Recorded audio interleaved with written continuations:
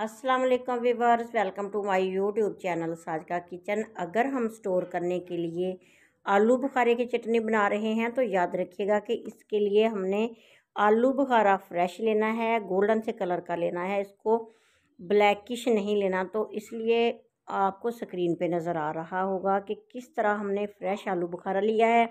तो आलू बुखारा मेरे पास 1 किलो है। इसको हल्का सा धोएंगे, ज़्यादा मल के धोने की ज़रूरत नहीं है क्योंकि माशाल्लाह से आलू बुखारा पहले ही फ्रेश और साफ़ सुथरा है। तो इमली 1 पाव भिगो के रख देंगे 1 घंटे के लिए। तो इसकी गुठलियाँ निकाल के इसका पल्प हमने हासिल करना है। सबसे पहले हमने पतीले में पानी रखना है, तकरीबन 1.5 लीटर के बराबर पानी होना चाहिए। पानी गर्म हो जाएगा तो इसमें आलू बुखारा धो के डाल देंगे और 1 मिनट के लिए इसको पकाएंगे। और साथ ही इसमें हमने इमली का पल्प शामिल करना है, उसकी गुठलियाँ निकाल लेंगे और इसको छान लेंगे क्योंकि इमली का पानी इसको छाने बगैर हम नहीं डाल सकते। इसमें छोटे छोटे छिलके होते हैं तो वो स्टेन करने से निकल जाएंगे। ये देखें आपके सामने हमने पानी इसमें डाल लिया है। 1 किलो आलू बुखारा और 1 पाव इमली की ये रेसिपी है, तो आपने इसको फॉलो करना है। इस तरीके से आप आलू बुखारे की चटनी बना के घर में स्टोर करके रख सकते हैं।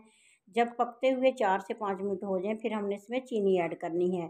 तो चीनी इसमें मैंने 1 किलो डाली है और 1 चम्मच भर के इसमें सफ़ेद नमक डाला है और साथ ही इसमें भुना कुटा ज़ीरा डाला है 1 चम्मच के बराबर और इसमें 1 टीस्पून डाली है काली मिर्च का पाउडर। तो आप अपने टेस्ट के हिसाब से ये सारे मसाले कम ज़्यादा कर सकते हैं।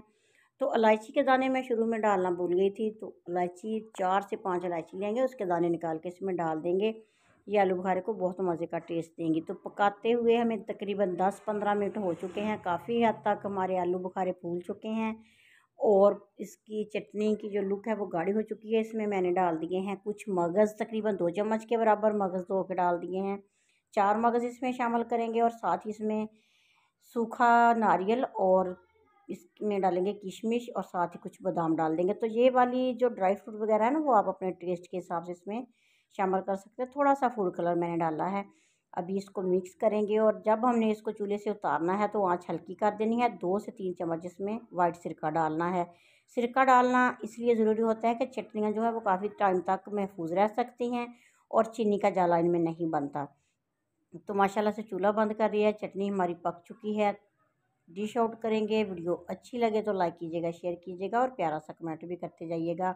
नेक तमन्नाओं के साथ मेरी दिली दुआ है कि आप जहाँ भी रहें शाद रहें, आबाद रहें। मज़ीद वीडियोस देखने के लिए मेरे यूट्यूब चैनल का विज़िट कीजिए। नेक तमन्नाओं के साथ अल्लाह हाफिज़।